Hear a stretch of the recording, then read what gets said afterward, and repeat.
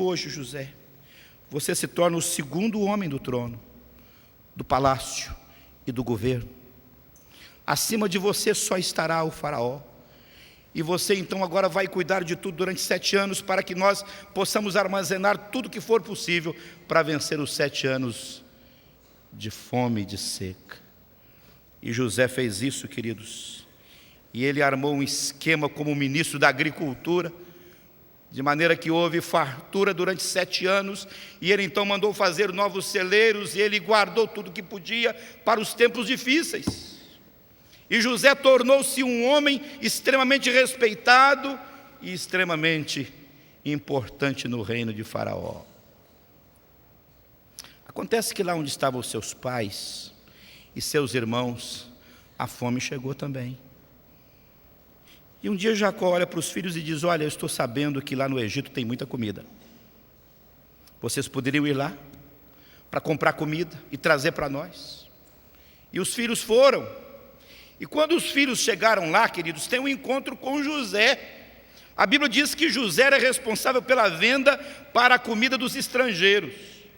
E quando eles começam a conversar com José, são questionados sobre a razão por que foram ao Egito. E eles dizem: nós viemos aqui para comprar comida, porque em nossa terra há uma grande fome. E José diz: não, vocês vieram aqui para nos espionar. Vocês vieram aqui para ver os problemas do nosso país. Vocês vieram aqui para descobrir coisas sobre nós. Vocês são espiões. Mas José sabia que eram os irmãos dele, mas eles não reconheceram José. E depois de tanta conversa, e José não se identificou para eles, José disse: olha, vocês vão para casa agora e tragam o seu irmão mais novo, chamado Benjamim. Era o caçula de Jacó. E em contrapartida vocês vão deixar um dos seus irmãos aqui, e no caso foi Simeão, e ele vai ficar como refém. No dia que vocês voltarem com seu irmão caçula, para confirmar a história de vocês, eu vou então liberar o seu irmão, que vai ficar refém. E eles disseram: ah, senhor, não podemos, porque o meu pai já perdeu um filho. E se deixarmos aqui se trouxermos esse caçula dele, ele vai morrer. Por favor. E José foi irredutível e disse: vai ficar aqui preso, e vocês vão e tragam o seu irmão. E eles voltam para Canaã. E quando chegam lá, dizem para Jacó: pai, o homem importante do Egito mandou que levemos agora também Benjamim, e ele deixou lá Simeão preso, e se não levarmos Benjamim, Simeão não será libertado. E então é aí que Jacó diz: vocês querem acabar com os meus filhos? Um já está morto, que é José, e agora querem me tirar Benjamim? Vocês querem me matar? E então um dos filhos de Jacó diz: pai, deixa que nós levemos Benjamim, e eu prometo que vou trazê-lo de volta.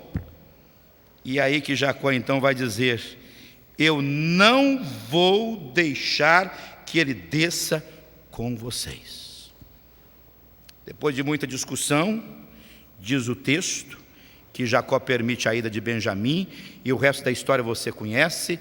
Quando Benjamim chega lá com seus irmãos, Simeão é libertado, José dá um almoço para eles, dá alimento para eles, e finalmente Jacó desce com toda a família para o Egito.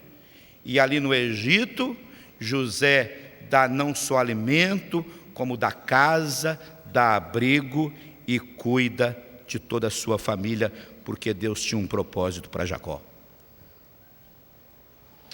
Mas aqui vem a pergunta: por que foi que Jacó, o filho de Isaque, o neto de Abraão, faz um clamor tão desesperançado como esse? Porque se eu fizesse uma coisa assim, você diria: é o pastor Oliveira. Se eu chegasse em algum momento diante de vocês e dissesse: que vida difícil, que luta como pai, quantas dificuldades, quanto peso, quanta responsabilidade, vocês entenderiam. Mas como entender que um homem como Jacó, um dos patriarcas, possa dizer isso? Eu vou dizer para você em poucas palavras por que foi que isso aconteceu. E olha aqui, pai.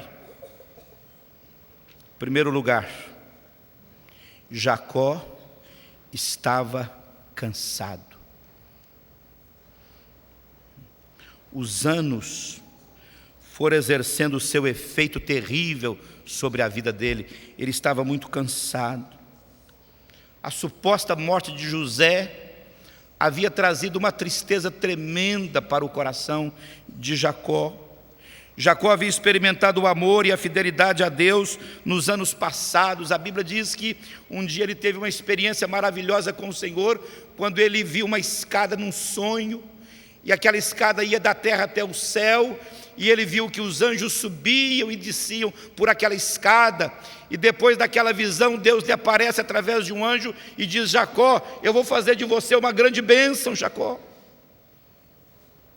O tempo passou, ele enriqueceu, teve muitos filhos, e um dia, ele estava atravessando o rio Jaboque, e quando ele foi atravessando aquele rio com a sua família toda, com todos os seus bens, ele ficou para trás e de repente aparece um homem. Era um anjo do Senhor, que era o próprio Senhor. E aquele anjo começou a lutar com Jacó. E luta para lá e tapa para cá, e golpe para lá, e Jacó está batendo no anjo, e bate mais do que o anjo, e o anjo está querendo escapar, e não consegue, e quando o anjo percebeu que não conseguia, ele deu um golpe na coxa de Jacó, de maneira que ele ficou mancando, e aquele anjo então disse: olha, você lutou contra Deus e venceu. E Jacó disse, e o anjo disse: me deixa, que eu tenho que ir embora agora, porque está amanhecendo. E Jacó disse: eu não vou deixar você enquanto você não me abençoar. E ele então pergunta para Jacó: qual é o seu nome? Ele disse: Jacó. E o anjo diz: a partir de hoje seu nome muda. A partir de hoje você vai se chamar Israel. E Jacó então se volta para o anjo e pergunta: e qual é o seu nome? E ele disse: por que é que você quer saber o meu nome? E não respondeu. E desapareceu. Jacó, o homem que lutou com Deus e venceu. O homem que lutou com Deus e prevaleceu. Mas agora ele está cansado, queridos. E a fadiga e a dor dos problemas pode fazer com que a nossa fé vacile. Olhe para você. Quantas vezes você ficou cansado? Quando você olha para os seus filhos, e nós enfrentamos problemas com os filhos, preocupações, e você foi ficando cansado, e de repente, com aquele cansaço que foi se abatendo sobre você, você foi perdendo a fé, e você começou a desconfiar de Deus, você começou a pensar que Deus não estava mais cuidando de você e da sua família, mas Deus permaneceu fiel o tempo inteiro, querido. Em segundo lugar, Jacó estava muito preocupado. Ele havia perdido José na compreensão dele. Agora estava sem Simeão, que era refém de José no Egito. E a preocupação dele agora era perder Benjamim e também outros filhos. E a ansiedade começou a encher o seu coração de medo e começou a debilitar a sua fé. Querido, temor e fé são antagônicos. Eles se opõem. Quem tem fé em Deus não teme. Quando você começa a ter medo, é porque a sua fé está vacilando. Quando você começa a ter medo da vida, medo dos problemas, medo das circunstâncias, é porque você está perdendo a fé. Jacó começou a perder a fé.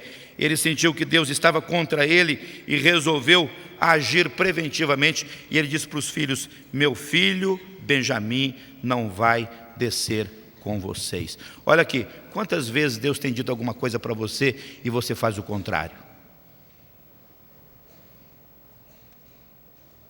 Eu sou pai há muitos anos.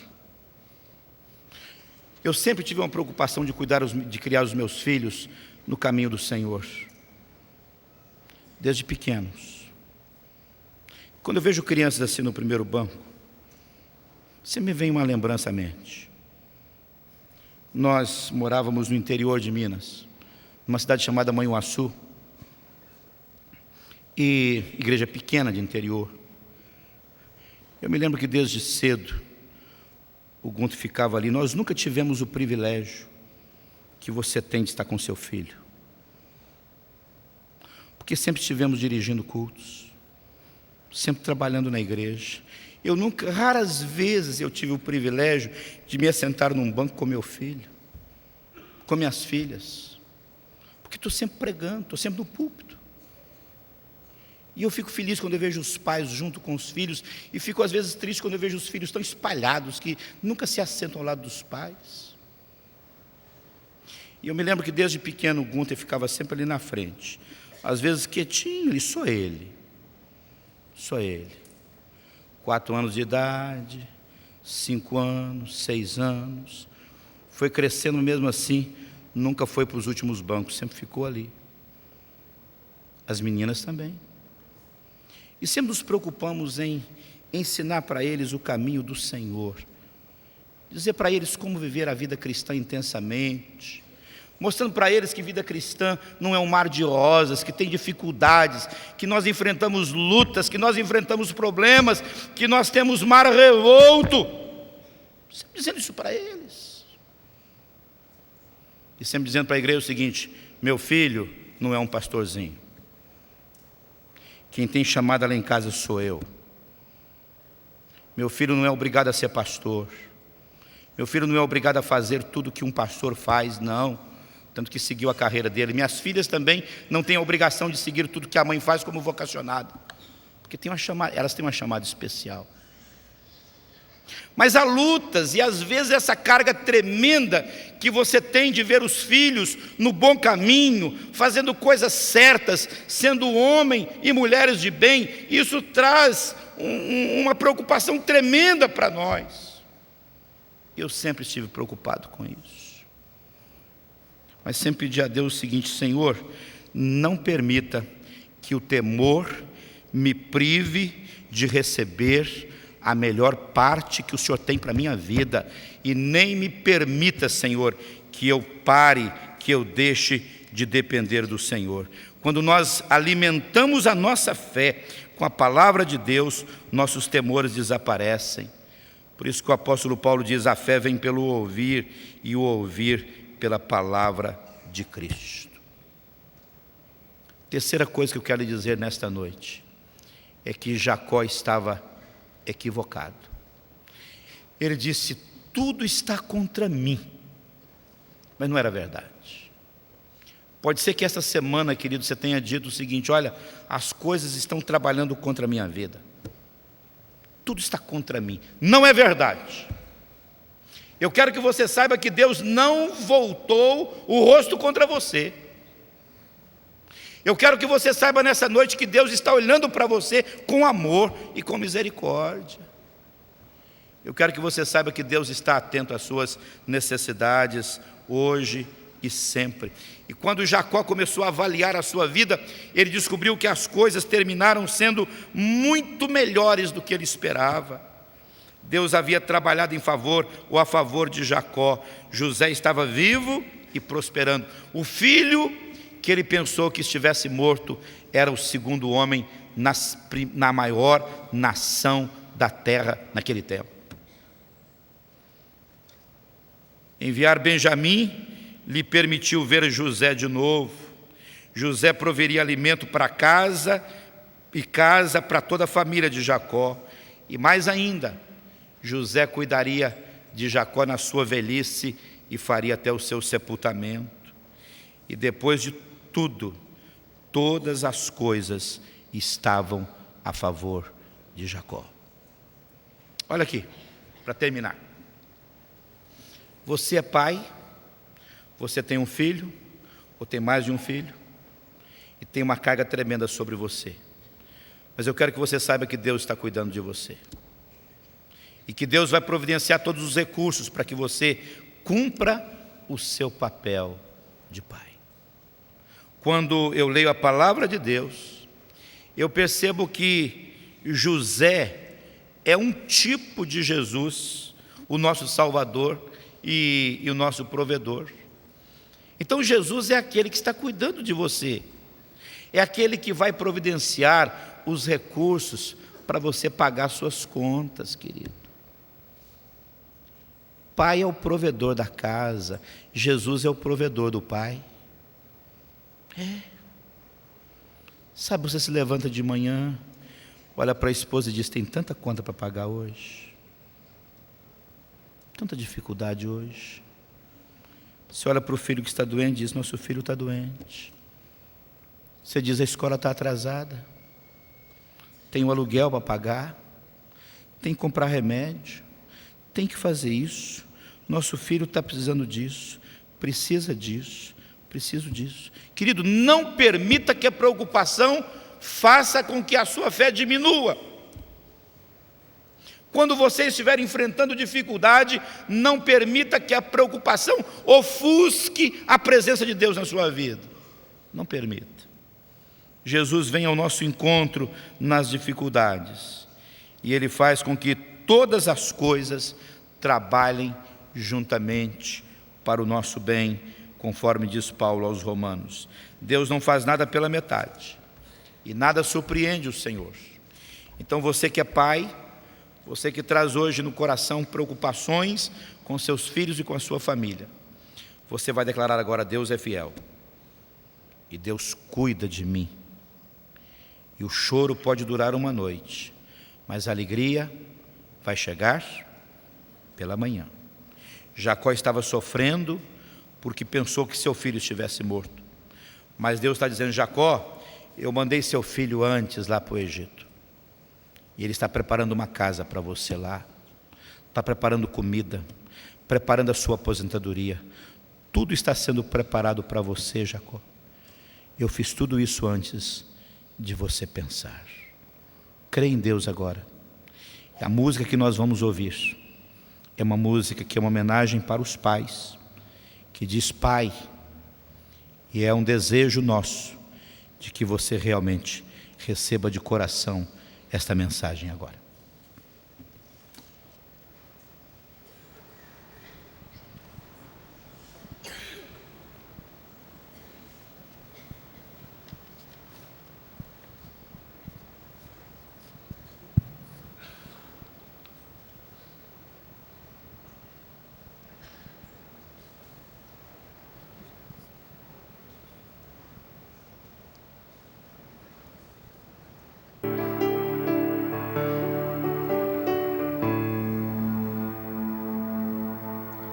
Com um beijo e um abraço me envolve. Seu amor nunca deixou de demonstrar. Se o exemplo é bem mais do que escola, que através de mim irá perpetuar. Com suor do rosto, pão de cada dia, uma cena que a vida pede bis, e como se houvesse um troféu para sua luta. Cada dia ele vence